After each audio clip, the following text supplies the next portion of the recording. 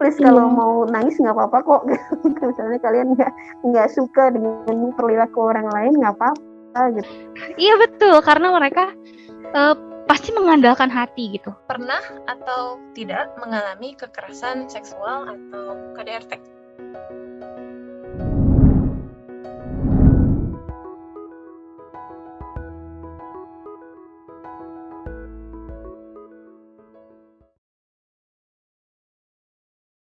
Baik, bismillahirrahmanirrahim. Assalamualaikum warahmatullahi wabarakatuh.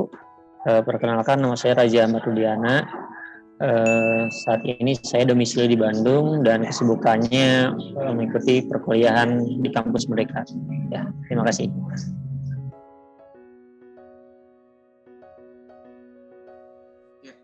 Assalamualaikum warahmatullahi wabarakatuh.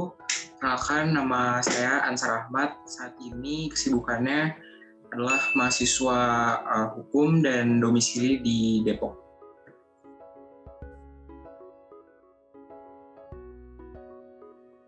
Assalamualaikum warahmatullahi wabarakatuh. Perkenalkan, nama saya Yusuf Isam Nusantara. Kesibukannya sekarang lagi mengerjakan tugas akhir. Saya ini dari cabang Gondrong. Sekian. Assalamualaikum warahmatullahi wabarakatuh. Assalamualaikum warahmatullahi wabarakatuh. Nama saya Gilang Prasetyo, domisili di Bandung. Kegiatan sehari-hari sekarang itu kuliah semester 6 di Bandung.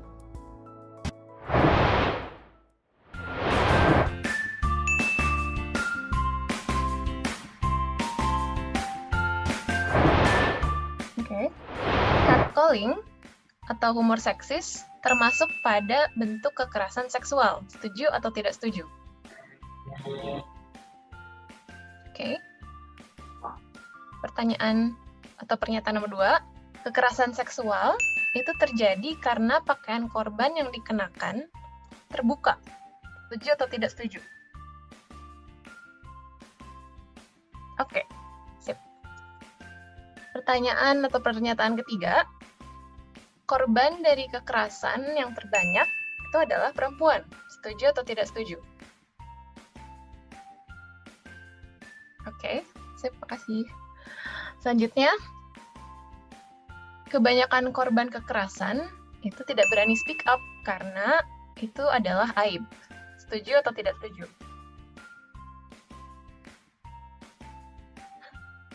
Oke, sip. Selanjutnya, kekerasan baik KDRT atau kekerasan seksual adalah aib pribadi. Setuju atau tidak setuju? Oke, sip. Nomor 6, pernah atau tidak mengalami kekerasan seksual atau KDRT? Oke. Terakhir, kasus-kasus kekerasan seksual atau KDRT sudah baik ditangani oleh pihak yang berwajib. Setuju atau tidak setuju? Oke.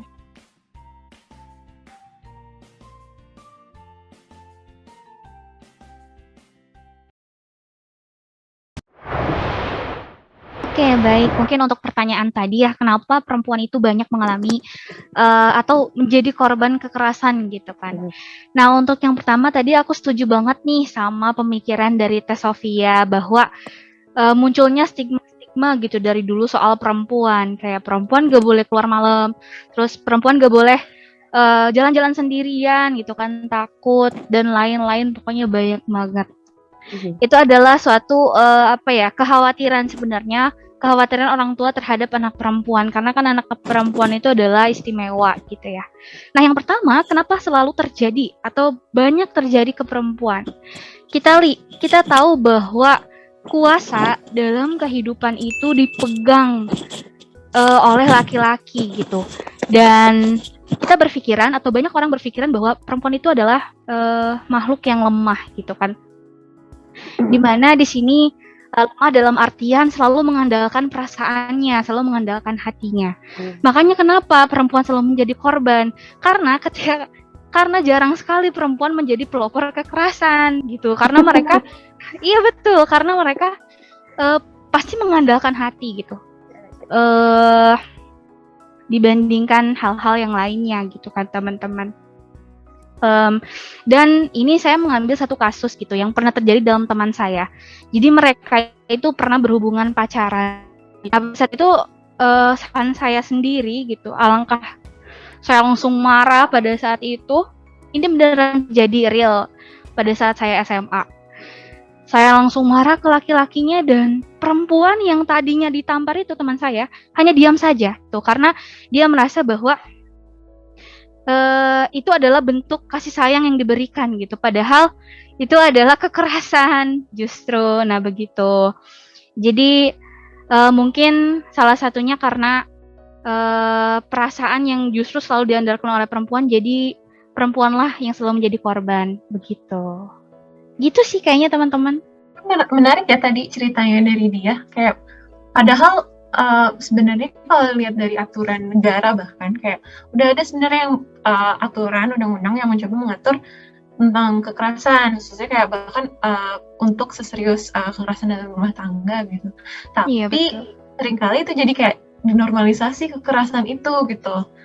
Nah, kalau menurut dia sendiri, kenapa sih itu terus terjadi bahkan untuk korbannya yang dia merasa itu normal, dia mendapat perilaku seperti itu gitu.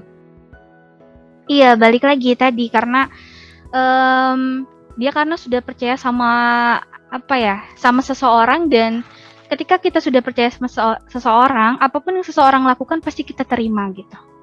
Nah, justru orang-orang tersebutlah yang harus dibantu gitu oleh teman-teman terdekatnya, karena itu bisa dibilang menurut si korban adalah aib dalam hubungannya gitu, suatu hubungannya, padahal ketika itu terus-terusan terjadi justru malah menyiksa dirinya sendiri.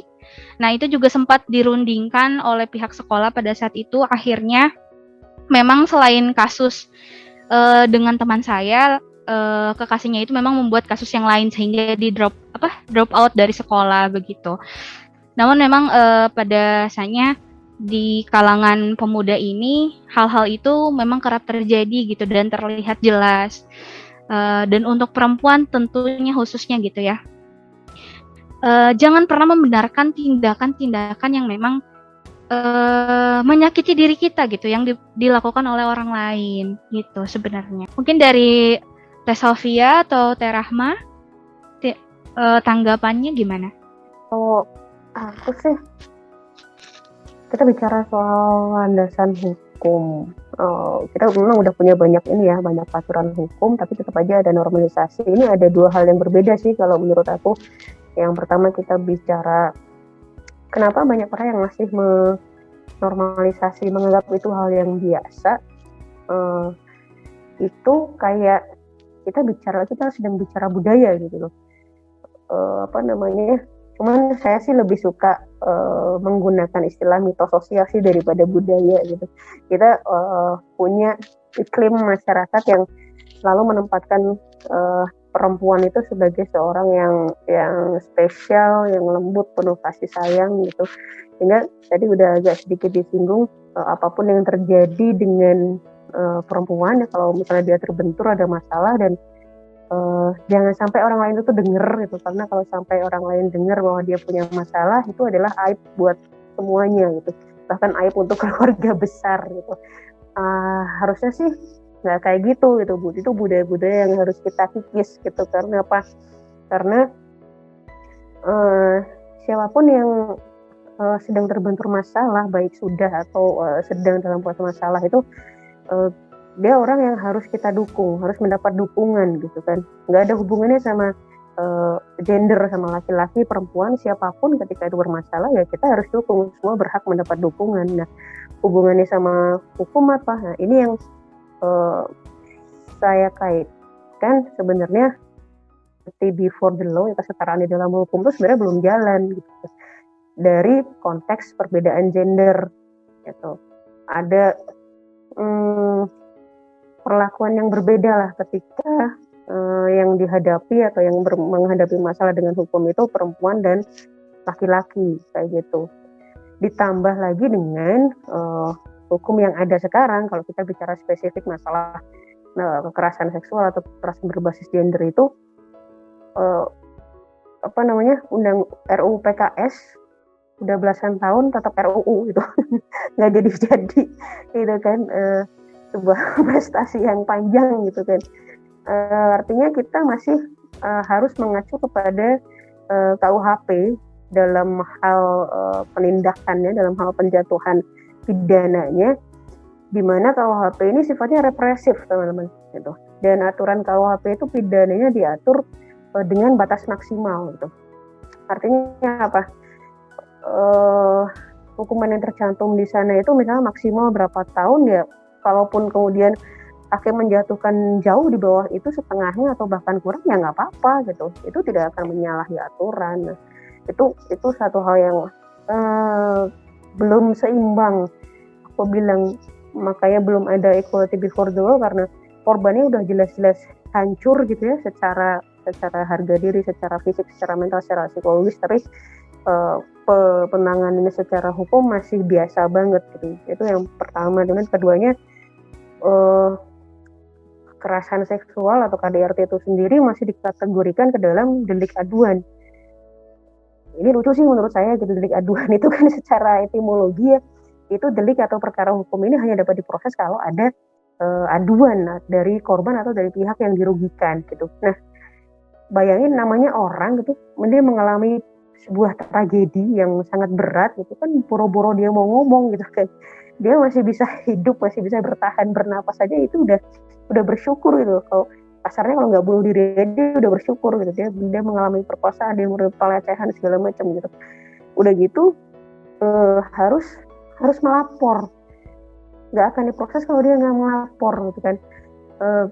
Dan pemeriksaannya di depan hukum, di depan aparat itu dia harus menghadapi pemeriksaan di mungkin itu kepolisian atau kejaksaan, yang dengan standar pertanyaannya itu, teman-teman, standar pertanyaan BAP itu biasanya di nomor 1 atau di nomor awal itu.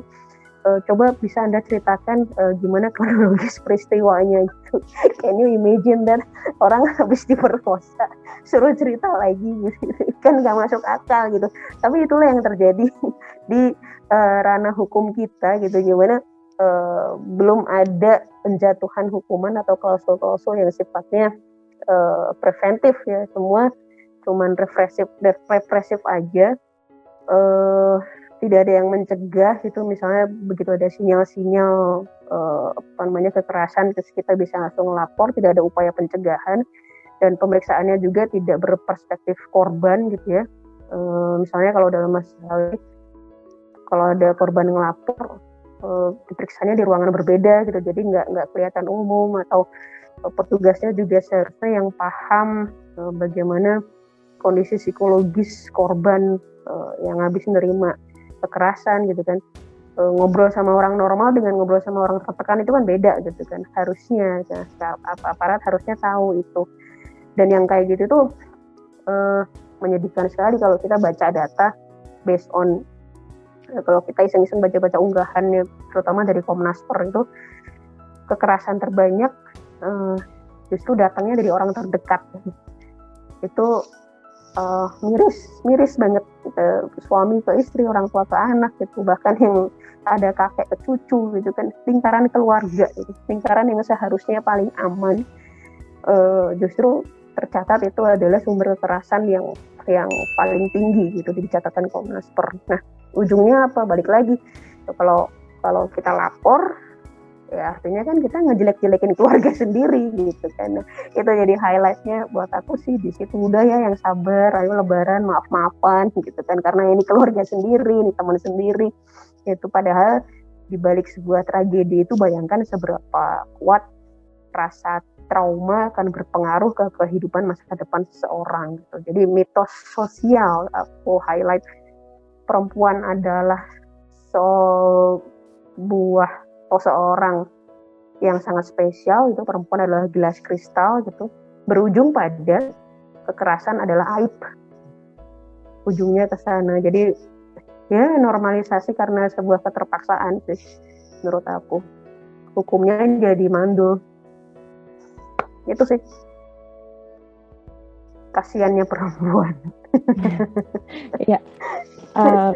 Setuju banget sih, ini tadi Rahma sudah menjelaskan dengan lengkap gitu ya. dan spesialnya perempuan itu emang karunia gitu, maksudnya emang rahman rahimnya Allah Ta'ala itu emang rahimnya itu diturunkan kepada perempuan gitu dalam bentuk kasih sayang dan lemah lembut. Makanya perempuan itu spesial, tetapi beda kalau sudah dibawa ke ranah kekerasan. Itu bukan bercanda sih kalau aku, karena tadi yang kata Teh Rahma jelaskan bener banget, di ranah hukum sendiri sudah dari tahun berapa ya, tahun 2004 juga udah ada landasan hukumnya, kemudian RUU juga udah hampir 17 tahun gitu ya, yang istilahnya memang dari atasnya sendiri masih belum sepaham gitu, pandangan kesetaraannya gitu dari atasnya gitu, apalagi ke bawah gitu kan, yang istilahnya nilai agama dan budaya di masyarakat itu menjadi norma dan sudah biasa kalau misalkan ranah privasi ya urusan masing-masing orang gitu. Ya mungkin bahasanya rahasia dapur lah gitu ya, jadi istilahnya harus tutup rapat, jangan sampai istilahnya tembok pun tahu. Ya mungkin benar, tapi rahasia yang kayak gimana kalau misalkan emang udah ada kekerasan, kalau itu sih no buat aku ya, karena sesuatu itu bikin trauma gitu ya. Ketika satu keluarga tersebut harusnya tempat menjadi tempat anak itu bertumbuh dengan bahagia gitu, tapi jadinya enggak karena misalkan ibunya tetap masih tapi dalam keadaan lebam gitu kan, atau misalkan si anak itu tertekan gara-gara orang tuanya sering bertengkar gitu, jadi ada luka dalam hatinya, ya itu bukan aib guys, itu kemon gitu, jadi mesti ditangani gitu. Jadi ada pola yang nggak bagus dalam relasi keluarga itu jangka panjang jadinya ya, bukan ke pasangan aja tapi bisa ke masa depan anak-anak juga gitu. Itu kayak memelihara penyakit gitu kan. Melihara penyakit dalam diri sendiri gitu. Kalau lo mau sembuh ya ayo ke dokter, kalau nggak mau ke dokter ya itu penyakit bisa jadi busuk, bisa jadi cancer, menyebar luas, meninggal gitu. Ya siapa suruh nyimpan penyakit kayak gitu kan. Ya bener banget sih, aku setuju banget.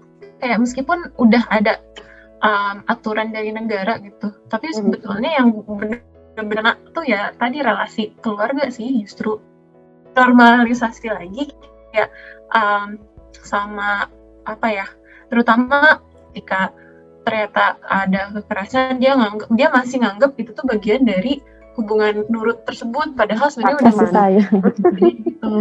Memang sesakral itu unit keluarga, gak cuman buat sekarang, tapi bener juga kata Teh Rahma bahwa ini tuh dampaknya panjang ya, jadi agak sulit sih untuk pun ada aturan, tapi di saat lingkaran terpenting terutamanya itu sendiri udah menormalisasi hubungan yang abusive gitu sih. Ada mungkin sedikit ya, ada yang unik dari tadi, nyambung juga dari ceritanya dia di kalangan remaja dan istilahnya pendidikan lah gitu ya, yang sekarang disorot mungkin sekolah perguruan tinggi aware gitu, maksudnya kayak misalkan di ranah sekolah aja, ketika seorang guru konselingnya melihat ada masalah perkembangan si anak, terus ketika dibawa ke orang tuanya tuh nggak mau dibantu gitu, maksudnya ini ada yang salah sama anak nih, harusnya kita ini, terus orang tuanya malah enggak ini gitu, dan saya denial kayak gitu. Dan itu kan harusnya ada kesadaran gitu ya, walaupun ini anak ini kayak kenapa gitu, maksudnya ada kekerasan itu apakah ada masalah dari keluarganya atau gimana gitu. Seru banget. Seru banget. Oke teman-teman, tadi kan kita udah bahas gitu ya kasus kekerasan yang terjadi pada perempuan. Nah, tidak hanya di perempuan kan, kita sadari bahwa kasus kekerasan pun banyak dialami oleh para laki-laki begitu. Namun banyaknya di media itu meliput kasus kekerasan terhadap perempuan. Jadi bahwa kasus perempuan itu banyak dialami oleh perempuan saja gitu. Tapi ternyata tanpa disadari laki-laki pun banyak begitu kan ya. Nah, terkadang kita melupakan itu semua bahwa laki-laki juga bisa menjadi korban kekerasan. Gitu kan, contohnya di Inggris saya baca satu berita itu ada kasus pemerkosaan laki-laki secara paksa. Nah, itu kan termasuk begitu kan ya. Itu terjadi pada tahun 2018 lalu gitu. Nah, lalu gimana sih perasaan korban laki-laki gitu kan? Apakah sama pada saat mengalami kekerasan? Perasaannya sama nggak sih sama perempuan kayak gitu? Menurut pandangan teman-teman gimana? Tadi kekerasan terhadap laki-laki. Jujur ini makanya sebenarnya maksudnya ketika balik lagi siapapun bisa jadi korban, siapapun bisa jadi pelaku gitu. Ketika ini kenapa banyak kasus dari laki-laki itu nggak terungkap karena maskulinitas tadi.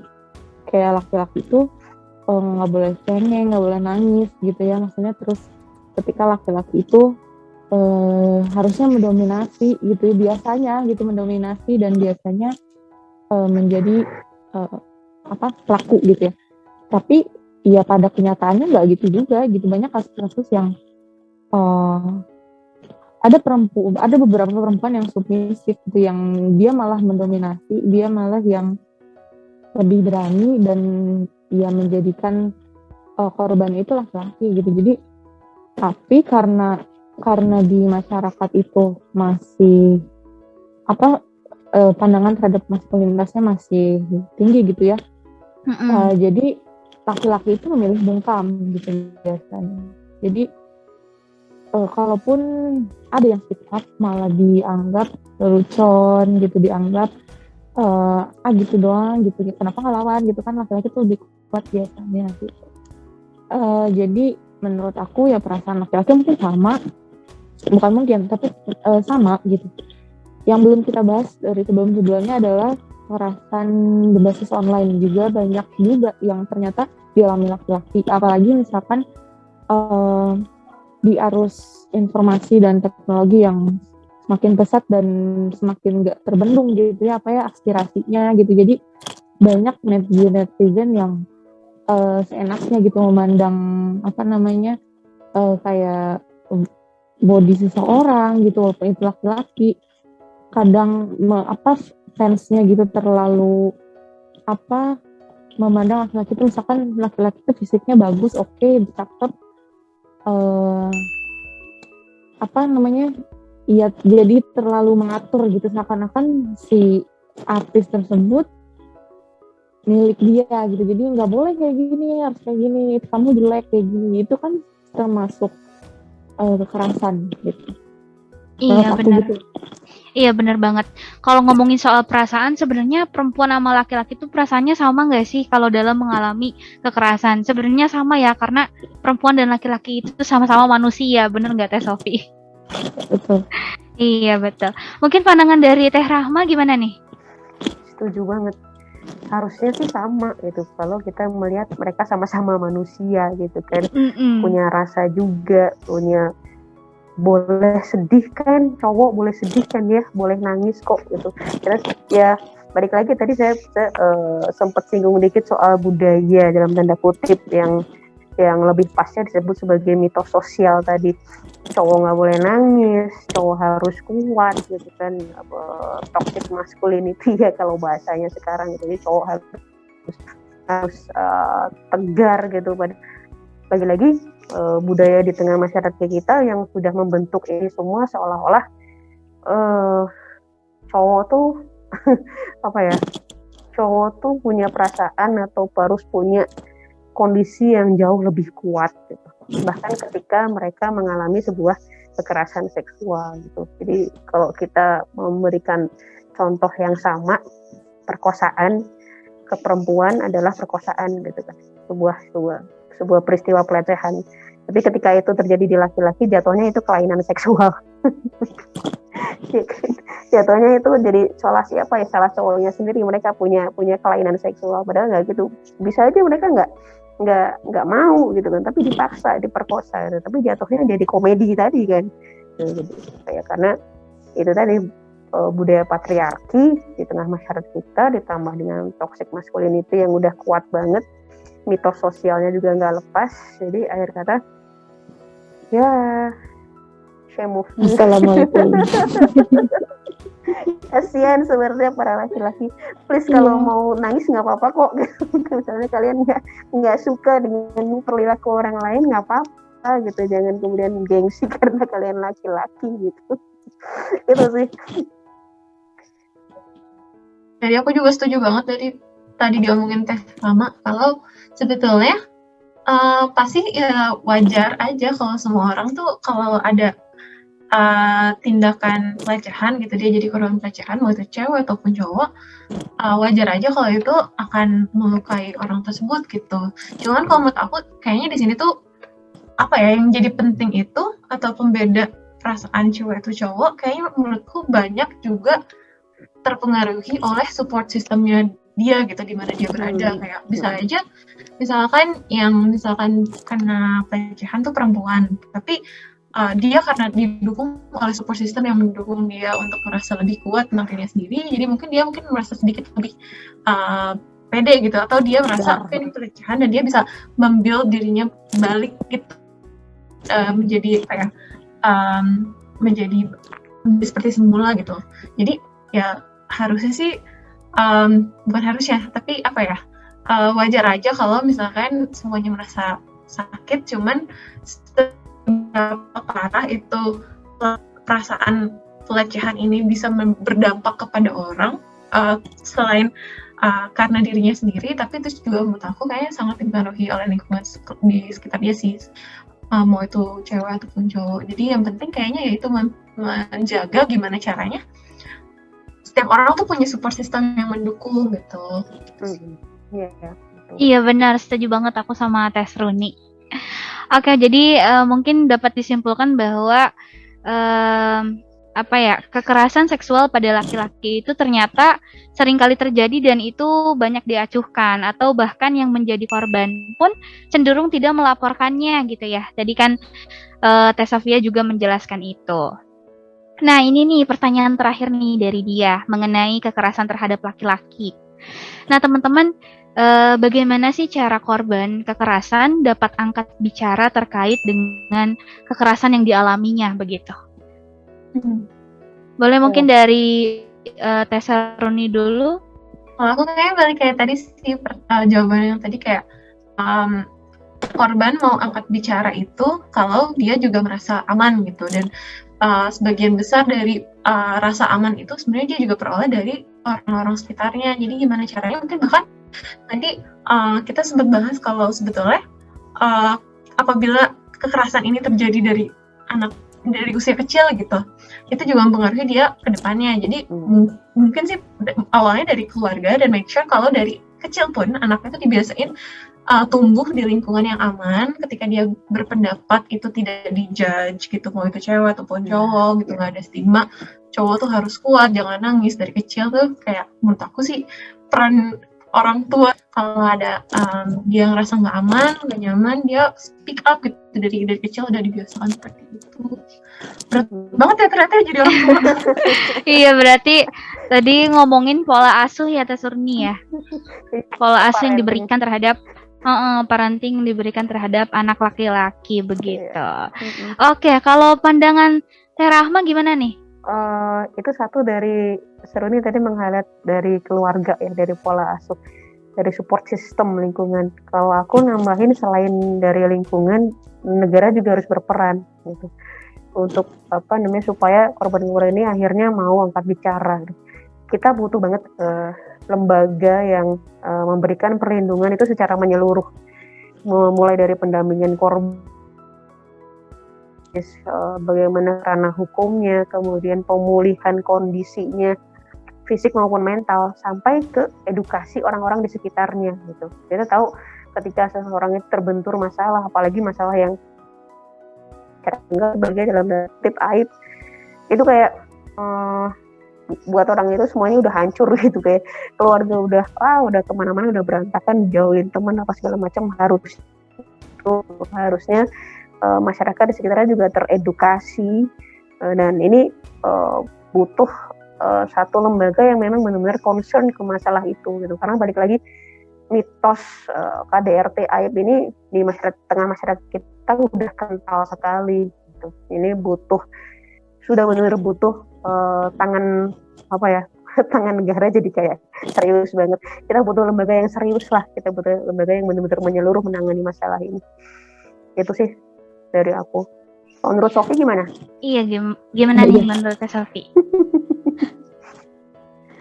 Jadinya jadi bagaimana korban cara gitu terkait kekerasannya.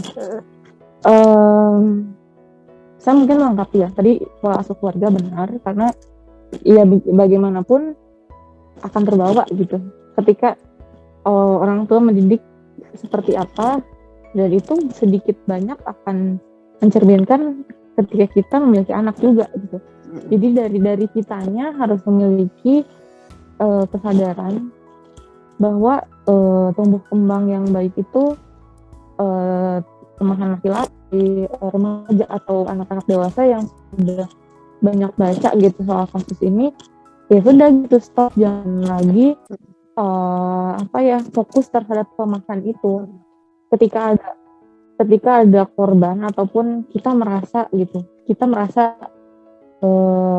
bahwa kita termasuk korban, ya cari lembaga yang bisa gitu. Mungkin nggak semua lembaga merangkul semua korban, tapi ini juga ada masalah di sisi profesionalnya. Kayak misalkan psikolog atau konselor pun masih didominasi perempuan, sehingga laki-laki ketika akan curhat, ketika akan cerita, merasa kurang nyaman gitu. Walaupun dari sisi etik gitu ya, psikolog dan konselor itu bisa menerima siapapun tanpa ada bias gender. Tapi dari sisi korban kan beda gitu pikirannya. Yeah. Saya mau curhat tapi ya itu konselornya cewek gitu, takut disalahin lagi gitu. Jadi ya sebaiknya kita nggak bisa nyalahin itu ya, soalnya emang dari profesi juga masih ada belum setara gitu antara gender gitu ya, masih banyak perempuan yang menjadi psikolog dan konselor karena bisa mendengarkan dan sebagainya, sementara laki-laki itu jarang. Padahal ada dan banyak gitu ya, tapi enggak inilah, maksudnya intinya ketika kita menjadi korban atau ketika kita menemukan korban, itu cepat-cepat cari dukungan dan bantuan gitu. Ketika nggak tahu alurnya kemana, ya misalkan ya kita cari dukungan dulu nih gitu. Baru setelah itu kita nyari bantuan ke lembaga yang lebih berhak. Itu sih kalau menurut aku. Mungkin tambahan sedikit ya, selain lembaga kita juga butuh aturan hukum yang jelas gitu, yang benar-benar nantinya melindungi korban gitu. Kalau tadi sedikit disinggung soal delik aduan, kenapa banyak kasus KDRT atau kekerasan seksual ini yang kemudian terpendam gitu, nggak jadi dilanjutin sampai ke persidangan, karena proses hukum kita yang panjang gitu. Dari tiap-tiap proses, dari mulai BAP naik ke penyelidikan segala macam, itu minimalnya 14 hari, 2 minggu. Dalam waktu 2 minggu korban bisa diapa-apain itu masih potensi banget untuk dia diancam, dia apa segala macam. Alhasil dia lebih memilih untuk menarik lagi laporannya. Nah, kenapa belum ada klausul yang secara khusus melindungi korban pelecehan atau kekerasan seksual ini.